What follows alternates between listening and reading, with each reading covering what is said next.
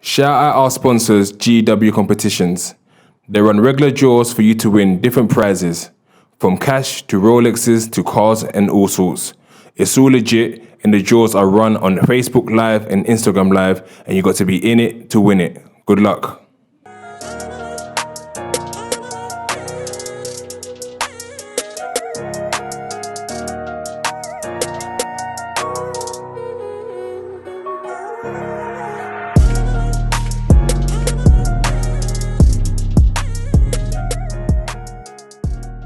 Back again, another Big Ego Media podcast. Today we got Zee Yorick. So many of you guys might think this guy looks familiar. You can't really call it that. I know this guy from somewhere. Maybe you know him from his music, but other people might say, nah, this guy looks familiar. He had the dreads back in the day. You still got the dreads now, or is it? No, you can see it. Yeah, the dreads are gone. So yeah, more classy now, more, you know. So you was in a very controversial documentary on Channel 5 a few years back. Gangland, which was just crazy. Everybody was talking about it. I mean, before we get to it, let's just go way back and get to know you as a person. I mean, where you from? Where's your family from? Where did you grow up? Yeah, so I'm originally from Woolwich. So I was born in France, came to the UK when I was 4 years old. And I grew up in Woolwich. Mm. You grew up with your family, mum, dad? Yeah, I grew up with my mum, grew up with my little brother. They're literally Woolwich Dockyard. We stayed there for a few years. I went to a school literally around here as well, fucking Wood Hill. And yeah, man, this is where we grew up as a bando babies, man, you know? Yeah. So, I mean, looking at the documentary, there's come a time and period where you got yourself involved in the drug game, but before that, what were your sort of dreams and aspirations as a young kid? What did you want to be? Do you know what, I wanted to be a footballer. I wasn't that bad at ball growing up.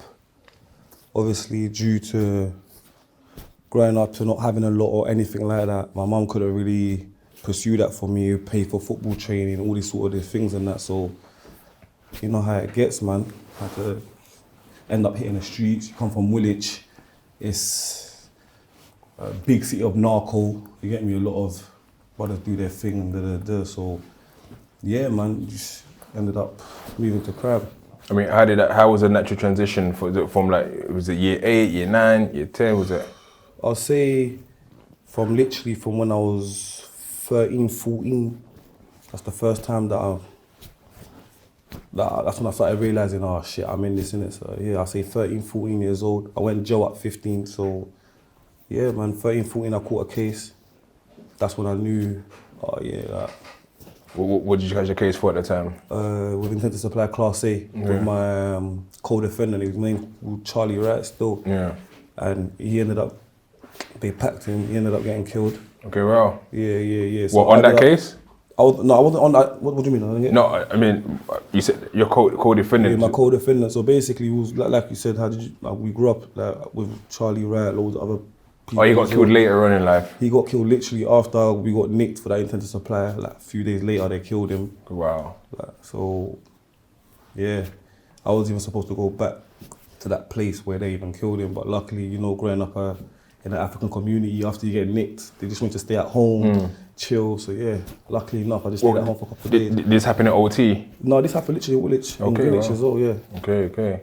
In Greenwich. I mean, at such a young age, having a friend that's being killed, I mean, how did that change you as a person? Was that the kind of the first person you hear that, oh my God, someone's dead? Do you know what, obviously it was mad, because when I was I came out the station, I got nicked anyway, I went back home, and literally 2 days later or a day later, I heard he got killed. I was thinking, rah, that was crazy. But I even got more mad again because didn't really care, hit the block again and ended up going jail for basically mine and his case. We was on the case together, that guy that died. But because it was a youth court, it's not like crown court. So it's like the judge decides if you're guilty or not. So I'm saying to you, so I've gone court. Long story short, and I basically went jail for something I didn't do in it. Yeah. Do you get what I'm trying to say to you? Because obviously that was my fault. I mean, going to jail at 15, that means you're missing out on your GCSEs. How long did you get at the time? I got a year do 6. Year do 6. So, I mean, how did your sort of mum and family sort of deal with that situation? Oh yeah, that's it. So basically, after I've got nicked and the guy got killed, I've gone court. They were supposed to remand me to jail, but they've remanded me to a local authority. So that means I've missed out on GCSEs, everything anyway. and I was living in Milton Keynes for like until my sentencing day. Yeah. So it was, they took me away from my mum, they took me away from the area, everything. So it was kind of mad, like transitioning to another area. It was just mad. And then, yeah, man. It was definitely kind of mad still growing up, losing my friends, losing everything, going to Milton Keynes, not knowing no one, and starting basically a new life. And then while I'm starting a new life, I still get sentenced to go jail at 15. Do you think the judge should have been lenient with you? You think he should have not put you in jail at the time because you were so young? Definitely, 15 years old. I think I was one of the first guys in the hood to go jail. Like everyone was shocked, like raw, like da. Usually 15 years old, you get caught, you get another chance, listen, But that was my first ever case, first ever time being arrested. And then boom, I just got slammed. And how did you feel like once you was in jail? Like what was it, your emotions going through you? I'm not gonna lie, you know, on some real nigga shit still, I definitely cried my first time. Yeah. Like, I definitely cried. Like, I was mad, I was thinking, raw, like, you're 15, like, I'm going into jail, bitten wing. Like, I heard you hear about it anyway, these times, it was the Peckham, Brixton thing going on, so they was all inside. I'm thinking, raw. Like, you get me? And then obviously when I was in jail, it's like, I was going through it, I was handling it, they put me on a good wing because I was doing good, like I was rehabilitating, and then boom, I get nicked for my boy's murder. Okay, let's how does that happen? So I get a legal visit, and then when I go to my legal visit, they said to me legal visit. So I'm thinking, right, a legal visit, like I'm 15 now, innit? Obviously I don't know what a legal visit is and all this bullshit. So I'm thinking, well, like, I've been sentenced, everything. There's no more visits until I go home. So they tell me I got a legal visit. I've got this, the Jakes. And then they nicked me on suspicion of murder, innit? So this was for the Charlie guy? For my boy that got killed, innit? Yeah. I mean, why were they thinking it was you? Obviously, they knew it wasn't me or but they might have thought that I might have known or something to do with the case, innit? So they've just banged me in. But 15, like, I was thinking, raw. Like, I'm already in jail, I don't want to be here, and I've got nicked for an M charge for something I didn't even do. It was crazy, but yeah, that's what happened, really. They dropped the case, obviously. Obviously, they dropped the case and all of that. They definitely dropped the case, but they put me through some shit, some tests, as they do, as you know, on a murder charge. But yeah, you know, kept it real. So when you've come out of prison, what's your sort of state of mind? What are you saying? Oh, you know what? That's long, I'm not doing that again. Or like, you know what? All right, fuck it, I made new links, we'll go again. So basically, yeah, 15, I came out, I was 16, I think. I don't think Joe done anything to me, never rehabilitated me, didn't do nothing. I came out and it's kind of the same shit, man, same struggle, wasn't really getting any help. So, no, man, just went back to crime again, went back to the streets. Yeah. Had to do what I had to do. And at the time, what was the purpose of going to the street? Did you just find that you didn't have opportunities elsewhere, or was it just your mind frame to get rich off the street? I'd say my mindset, because there were definitely opportunities for me, but you know, when you're blind, you're young, you don't really see the opportunities in front of you when it's there. So I'd definitely say it was my mindset. And obviously coming out of jail, you're rubbing shoulders with bare other criminals and that, they're trying to do you know how it goes. So I'd definitely say, yeah, it was my mindset. My mindset.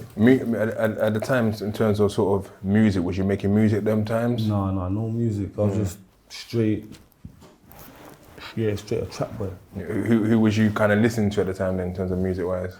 What, them times then when we come out of jail? I can't even lie to you, it was like them Cheeky, Rondo No. 9, that American stage where it was wearing True Religion jeans, Pradas, and Ralph Lauren and that. So I listened to that. Remember SD, Fredo, Santana, that sort of music. So the Chicago drill. Chicago drill, basically, yeah. Yeah, okay. So it got to the point then you're back trapping again. You get caught again. I mean, with Gangland, how old was you at that point? Gangland, if I remember, you know what, yeah, I was 7, I think I was like 18, 19. Yeah. And at that point, like, you're doing what you're doing. I mean, talk us through that whole stage of... So way before Gangland, obviously, like I said to you, I came out of jail when I was 15. So I've been in jail like... So basically, I've done a few birds still. How many times? I'd say altogether like 5 times. 5 times. Yeah. I mean, people go to jail once and think, oh, you know, fuck that. But 5 times, what's going through your mind? Do you know what? Yeah, definitely. Now I'm actually older. Like being a young black boy coming out of the hood, yeah, you're naive. Like you don't want to listen to things. And you're thinking it's never you, it's always them and da. But yeah, man, I didn't want to accept that I've had a troubled past and all of these sort of things. But you know what? Deep down, yeah, man, definitely had growing up in a struggle. Yeah, man, I had to feel some pain, man. I had to learn the hard way, innit? Yeah. I mean, the second time you went to jail, what was that for?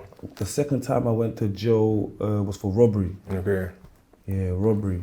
So how long did you do that time? I was on remand, and then on remand in Cookham. I think it's in Kent. I'm sure, yeah, I think it's in Kent, in Cookham. And then ended up getting tagged. And then, yeah, you know, like, is it yacht? Yeah, yacht, where you go and with probation and that. But yeah, ended up getting that.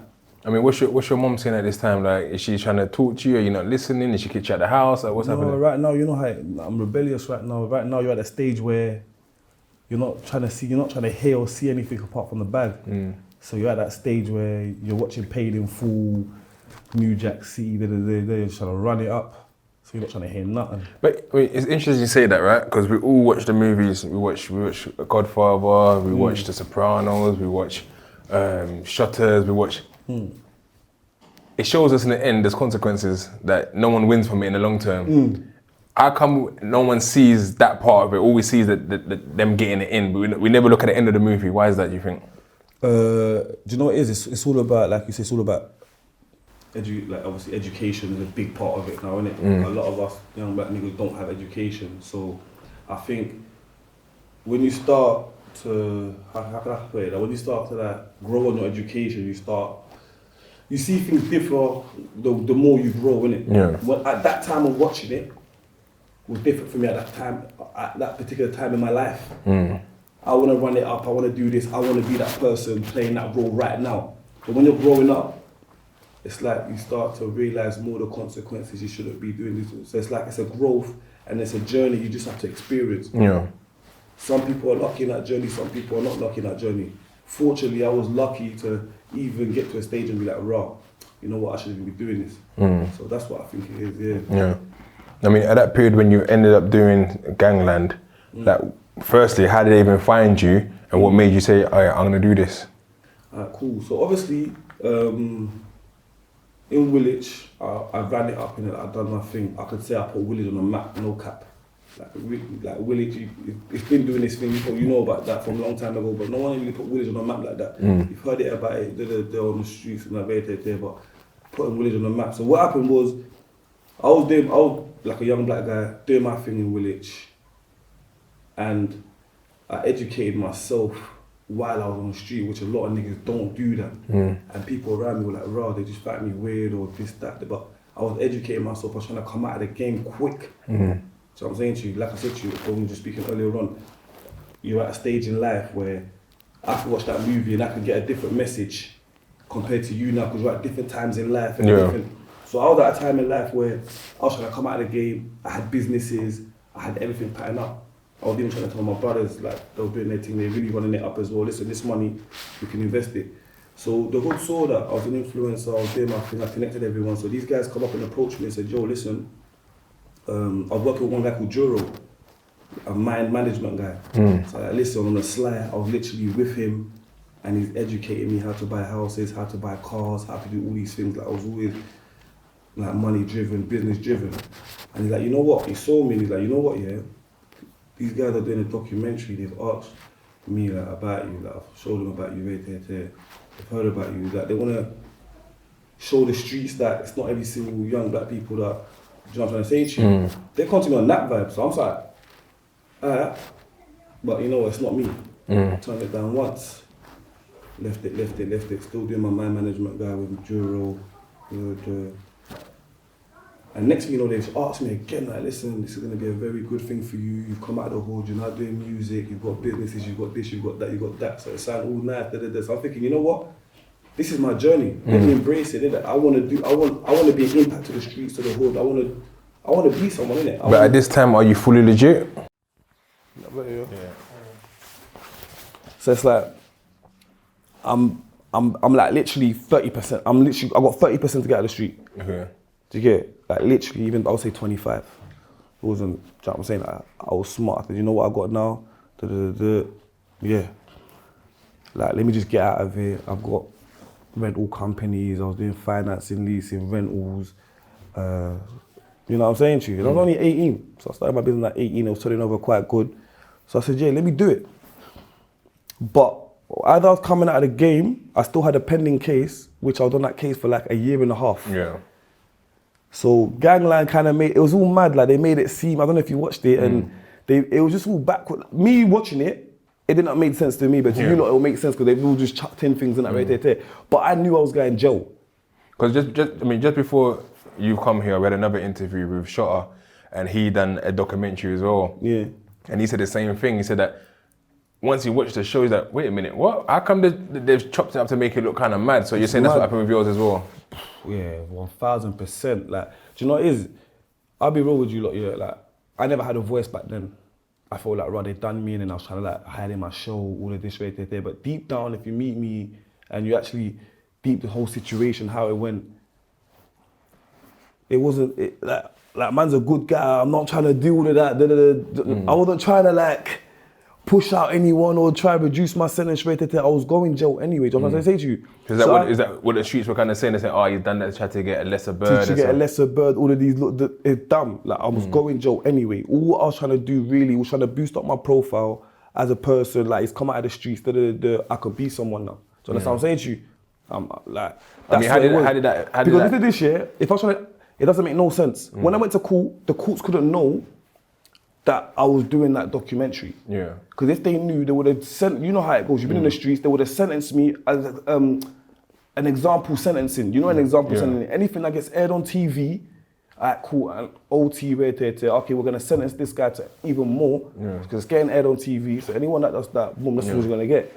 But it was nothing to do with, like, do you know what I'm saying to you? So I mean, how did you deal with that? Because I went through something similar when I don't know if you ever saw the video that when everyone in Peckham thought I was in the form at one point. So the frustration of having to explain yourself to everyone. No, it was like this, and then someone will look at you and you think, why are they looking at me in a certain way? You have to explain. Is that how you felt? Woo, in jail. I watched it in jail. Yeah.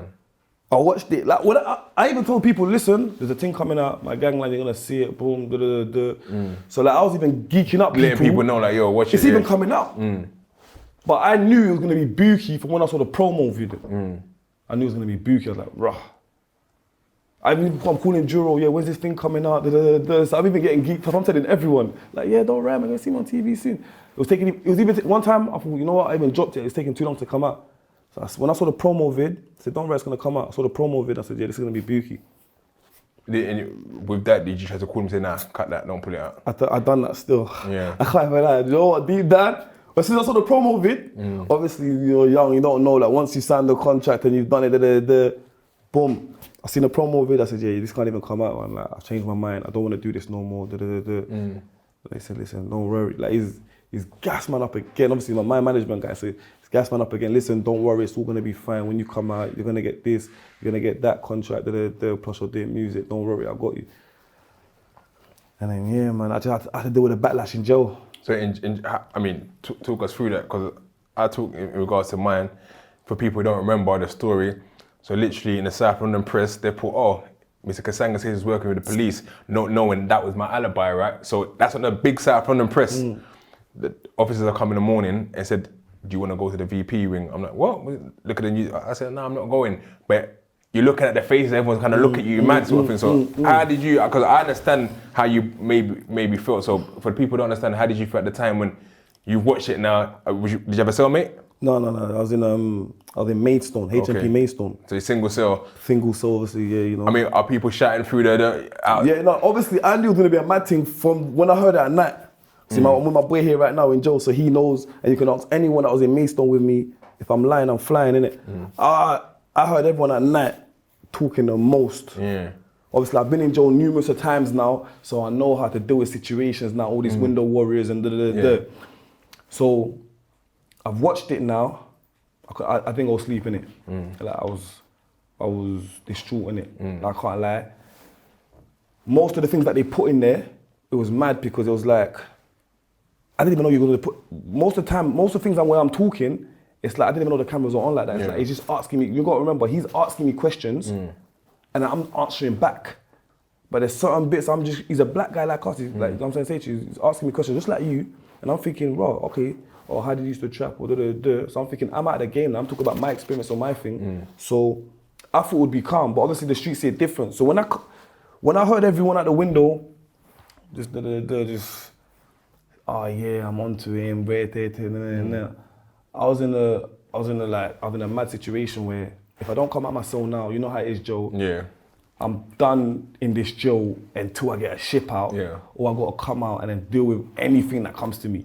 And it was mad, because you know when you just come in, it's like they put you like, they give you like any job like workshop 4, but workshop 4 is like, all right, all the one that you start off there, and then you get moved to proper jobs. So workshop 4 is where all the G's are from all the ends, the active is.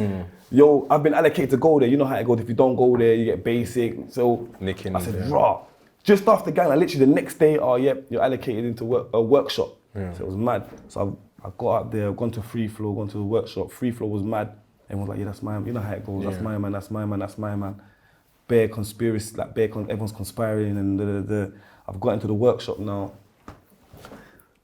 Yeah, big up Slows though, man, because that's a real nigga, innit? He's from Bricky, innit? Yeah.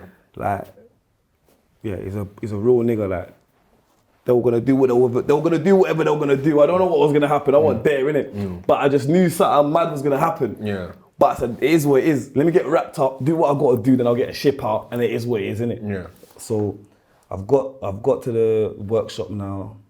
Everyone's talking, and the Slows brothers called me. I've gone over, I'm getting ready to, it is what it is. But you know what? The situation, as soon as you see my energy, who I am as a person, as soon as they saw me, they're like, rah, this brother's actually cool. Couple brothers were talking in that rate here, but certain man, calm down, let me actually chat to my man, let me actually see why he done that rate here. They actually gave me a chance to talk and When I spoke, they were like, rah, yeah, you know what, I feel, you know, like, I could see what they kind of done, like they can see me, because at that time of moment, they can see me. What TV's watching them, showing them, and the person in front of you is two different things.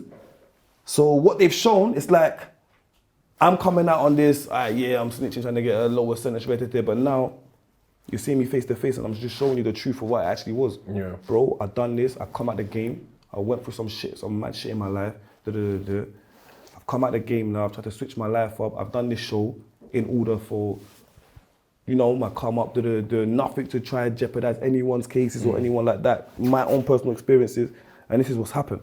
Yeah, no, I totally get that. It is what it is, my guy. Like, if we gotta get rocky, if we gotta get cracking, we get cracking. If we don't, it is. But that's what it is, my guy. And how did never snitched on no one's case or anything. Obviously, a lot of people from the hood started to put out that. I was gonna say that. How did Woolwich react with it? Obviously, you see Woolwich. I'll never put them down or anything like that. I understand it because in this whole shit, we started off this shit. Do you understand? I can't say we started off this shit, however, but we really done this thing. I'm trying to say to you, like, if you go jail, like, you know what, fuck it, we even started off this shit. Do you understand? So we're gonna finish off shit. I can do and say whatever I want because most of these niggas ain't done what I've done, or moved what I moved, or did what I did. Do you know what I'm saying to you? So it's like, the Woolwich niggas are not happy that I done it, but yo, I'm verified, man. I done my shit on these streets and they know what I done for the hood, so it is what it is. And I put a block on the map, so it's like, I'm not gonna beat myself up on my past. That's my journey, I'm gonna embrace it, and that's me, innit? So, it took me 4 years to like, build this thick skin of all of that and all of that and all of that. But you know, in that 4 years, I've learned so much. Like, well, I went through depression because of that, man. Yeah. I was the man in my hood, man. Like, yo, Z, man, done the thing, right there, and it just went, over one thing. Do you know what I'm trying to say to you? So, I mean, with that now, as time has moved on, have you sort of reconciled with some people, or is it still like some people are still anti towards you? Here's the funny thing now, yeah? When I was in jail, so Gangland came out, my name was kind of shattered. Some still try shit on my name now. But I said, I'll never give up. Another thing can go and knock the hood. If I'm lying, I'm flying. I don't give up. I'm a soldier. I keep going and I overcome every situation. Every situation I've overcome, I'm here today. And the people that are chatting shit about me, you know what I'm saying to you? They're not even living a good life at the moment themselves. So it goes to show, like, I've got my mental self back together. I started reading in jail. I was already on this education and mind game thing anyway, so now I'm even more, I'm trying to fight my demons now and all of these other things. So now, it's like, all right, cool. I've been waiting for an opportunity where I can have my voice because I've been quiet for so long because I never had that security of just coming out and doing this thing. But now, over the years, I've just been doing me, running it up. And you know what? People are starting to reach out to me slowly. I've been fucking literally everywhere. How long have you been out now? I've only been out for a year and a half still. A year and a half to a year to 3 months still. Yeah. And I've been fucking with bare people, man. And it's even funny, man. The music game is funny because there's bare niggas that fuck with me on a deal, but they don't want to fuck with me on this public thing because of that. So it's funny. So me, even what I'm doing, I'm G-checking niggas now and I'm testing niggas to see, are you really this, are you really that? So I'm just fucking with niggas. You know me, I'm just fucking with niggas to see, you know what, yeah, let me see what I go on and rare. And I'm like, niggas are fucking with me. There ain't no problem, no nothing. Yeah. But deep down, I know they're fake because they were chatting shit about me. They were saying all these things. And now it's like, I got back to where I should be. I got lit again. Now you want to fuck with me. That's not real. So when you were down and out? Down and out, they were doing me in, man. Like they thought I'd literally, listen, let me tell you something, yeah. Mental health is not a joke. When you get to that stage where you can't come back, it's like you're finished. So many olders, you know what the streets how it goes. They can't come back, they can't recuperate, bro. I was at that stage. I was at the lowest of the lowest. I got deported straight after Gangland to France. They just threw me to France. Can you imagine? You come here at 4 years old, you've lived here, you don't know nothing about France, nothing about Paris. Yeah, you know about because your family's there, so you go over there once in a while and that, but you grew up here when you're 4 years old, and they just come and just dash you. That's similar to A1 from the 9 story. Yeah, same thing. I met A1 from the 9 in fucking detention center still. Wow, imagine that. It's mad. Yeah, but I met him in detention center still. So I've been doing a lot of detention center as well. It's mad because of this. I mean, going to France, how did you get to come back here? Obviously, man. I just had to do the. Yeah. Right now I'm on a little, man. Yeah, you're fighting. I'm fighting my case. Yeah. I'm fighting my case in it. So we're going for it slowly. Got some conditions and that, but yeah, we move. So I mean, at what point did you start making music then? I started making music for time, but like I said, you know what? Back in the day, like I said, I don't know. I don't think I was insecure, but I just wasn't sure of myself. You didn't believe in your. I didn't believe craft. in my art. So back then it was like one of my niggas AP innit, like he raps and that, and Zilla. That's Kalala's little brother and that. Shout out them man. Yeah, shout out them man still, and yeah man. So they started rapping, and then like, I was inspired innit. I was like, yo. Tuesday, I'm lit, I'm doing this thing, So I'm like, we just started a tune, we made a tune, innit? And then that was my first tune, but it wasn't all that still. Obviously, AP done his thing, he's been hard, innit? From back then. But whenever I really started taking music seriously, I would say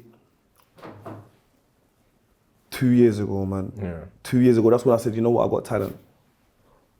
Did you start writing bars in jail? Yeah, writing bars in jail still. And when you was in jail, would you look at the industry and look at, raw, them man are lit outside. What's going on, raw? Is that what you're seeing? I've been lit for a decade, innit? I've been lit all my life, so it's like everything I do is kind of lit. But when I was in jail, I asked the man, I was writing to everyone. Like, when I'm rapping, I'm just gassed up, a cappella. Every time I had a chance to just rap, I'll just rap. And I'm like, yeah, Zee's cold, yeah, he's cold. And I think from Joe is when I said, when I came out of Joe, yeah, I'm doing this rap thing still. And how's things been going? Like, I didn't even realise you had a tune with B Gotti. Someone had an interview, both in the same country as well. Yeah, Ivory Coast. I mean, how did that link up even start? Yeah, shout out B Gotti still, man, real brother still. So basically, I got deported to France, and obviously, I shouted B Gotti, I think that's my nigga AP's guy, innit? That was in Joe together, right, and Zilla as well, innit? So I met them through them. Okay. When I was in France, I said, yeah, man, back, so we need to get in the studio and make it happen and that. But yeah, we just ended up being guys. We didn't really fuck the studio off, innit? We just ended up being guys, there and there, linking up where it was. And then one day I just gassed him, I was like, bro, like, I need to get in a booth, you know? Just got in a booth, just made a banger. I'm surprised at how it ain't on 1 million views, but yeah, man. How many views on it now so far? I think it's just under 200K still, so. Right, I'm gonna check it out. I'm gonna check it out tonight and repost it as well on my page. Definitely. I'm gonna say though that going forward, what is life like for you now? Is it just strictly the music thing now that you're focusing on, or you got sort of other avenues that you're trying to go into as well now? Do you know what? Yeah, we're loading up still. We're loading up differently for the streets. I want to get my EP, my mixtape out there. So I'm definitely doing music. I want to show people my art. I want to tell people my story through my music as well. I inspire a lot of young people as well, so I definitely want to do music, but I'm also a businessman as well.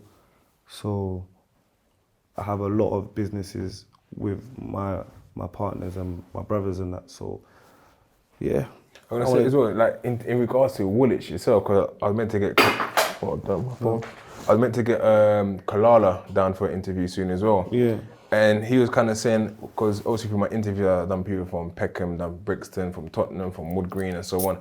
And he's like, that Woolwich is kind of the forgotten place. No one actually, cause it's kind of like you're going towards Kent, so people kind of forget it's part of London as well, because it kind of stops off at Lewisham sort of thing, and sort of Greenwich after that.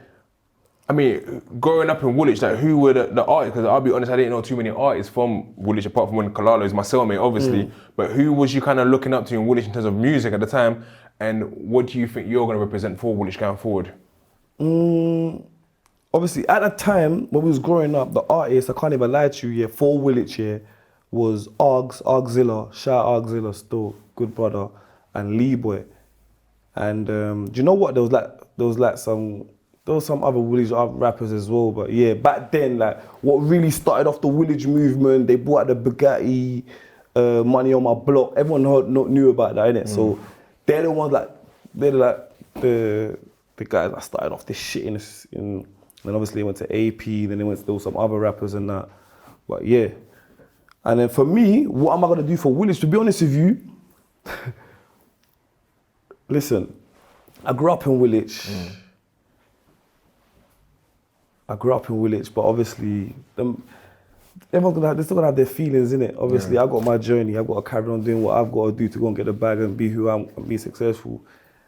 But yeah, I still got Woolwich in my heart, man. In terms of musically, though, is it any of the young G's you're checking into? Because I know there's the young you. I don't know if you know him, Erna. From they might be younger than you, but they're sort of gonna come. No. If anything, Steve Drive and Villy. Yeah. I'm fucking with the 18 lot still. Steve Drive and Villy, that's about it, man. Any other Willie, not really still. Yeah. But yeah, Steve Drive and Villy, man. I check him in. We even got a tune together still. We got a couple tunes actually. Yeah. So yeah. And if you could collaborate with anyone else in the industry right now, who would it sort of be? Obviously, right now, we got Quang. We got something coming, but yeah, man. I'm just slacking. I gotta make it happen. Yeah. But yeah. Only Quang right now for me. Okay. Yeah. So what can we look forward to now in terms of, I know you got the video out, you said you're going to drop an EP, when is that looking to come out? Do you know what, I got a single coming out called Jordy's Back. So obviously, if you're going to remember me as Jordy, you're going to have some flashback, we're going to cause some controversy, so yeah, watch out for that one, and then after that we'll see how it goes for the EP and that. But yeah, we're just trying to create some controversy, some clout, and yeah, we just want people to just talk, say what you got to say about me going on Gangland Radio. Like, I'm ready now, I'm out. I feel like I got a voice now, and we can, yeah. I mean, Gangland was such a thing of importance for the culture, because obviously it's also showcased other young people who are no longer here, and I guess your story was very much part of that whole project. We're now 2021. Gangland producers reach out and say, "Yo, we want to do a catch-up, Gangland 2." Yeah, I told them no. I said, bro, you're mad. You tell them no? What do you mean? They've already asked me. Oh, they asked you already? Okay. Yeah. No. I mean, is that a thing that where it can show redemption, where you can sort of that's what I thought. G-check them for what they've done, but also say no? That's the trick though. Do you know what it is though? That's what I thought. I was thinking, yeah, but maybe this is to clear it up. That's when you get sucked in again, man. Fuck that. I said, you know what? Let me just keep it all angles clear. Let me just leave it as it is there. You get me? Obviously, I wanted Zee Mills because she was gonna grill. I was ready for her, but obviously your thing's proper as well, innit? So I said, you know what? I'm definitely doing this. Yeah. But yeah, I'm ready for Zee Mills because I feel like let's shout out Zee, man. Shout out Zee. yeah, definitely shout out Zee Mills, man. So if you're ready to check out my thing, I know you heard about Gangland. If you wanna grill me and let's get up and personal, man. Close and personal. I mean, do you still feel like, not I wouldn't say intimidated, but awkward being around certain areas in Woolwich? Yeah, of course, man. But is it beef though? Has anyone got like beef with you, or is it just like people like don't really fuck with you? That's what it is. But you know what it is? It's like someone might just want to get a one up. Like, oh yeah, that's my man, and just so in the streets, anyways, you always gotta be cautious and be careful because you know how it goes. Innit? But at your age now, is there still someone trying to get a one up? Yeah, man, bare champs in that out here, man. Trust me, man. Niggas are not great. Niggas are not smart. They're going after the wrong things. There's definitely that. So you gotta be careful. So just in general, anyway, I'm a bit wary about where I go, who I speak to, and who I fuck with. Anyway, that's just me. Anyway, so yeah, but it's definitely played on. Gangland has definitely. Unfortunately, I don't have a normal life like a lot of other people. I can't go anywhere I want to go. Like I can't just like that and just like make face. But personally, I don't know your situation, but I would personally say I think you could. Cause I don't think no one was looking, because you didn't put no one in a case. Just people just thought, what you did wasn't morally right. It's not a thing that for them to say, when I see my man, it's on site, because it's not a madness like that. It's not, but do you know, in my head, I'm just paranoid. You're paranoid, okay, I hear that. So I'm just treating every situation like that, because one day I might not treat that situation like that, and that. Better to stay dangerous. Do you know what I'm saying to you? So I'm just on point, I don't do anything, oh, that's my man, try to get one up. You know how it goes, man. Streets get silly sometimes. I hear that. Any last words for us, man? Yeah, man, yeah. Definitely big up. Hey, bro, my English, you see this? Put this in, bro. My English is terrible, bro. But cool, yeah, big Ego Media, man. It's been a pleasure, man. We're trying, man. Yeah. Big yourself up, man. Thank you. Peace.